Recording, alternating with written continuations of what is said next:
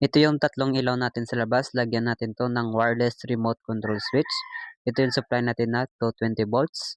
Ito naman yung supply ng ilaw. So nakita niyo dito yung AC, dyan natin lagay yung supply natin na 220 volts. At sa AC output man, dyan natin ilagay yung supply ng ilaw natin. So kabit lang natin. Sa pagkakabit dyan is okay lang magkabaliktad.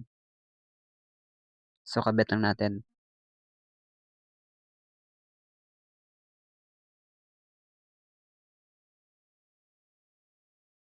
At sa AC input man, dyan natin lagay yung supply natin na 220 volts. Okay lang din yan kahit magkabaliktad. So lagay lang natin.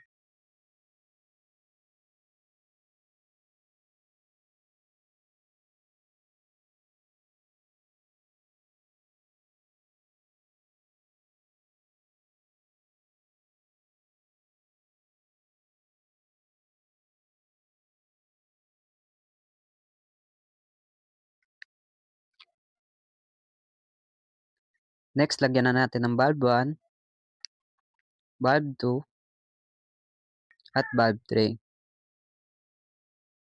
Next, i-on na natin gamit ang wireless remote control switch. So, automatic on na yan. So, off natin. On. Off. So, like and share guys for more tips.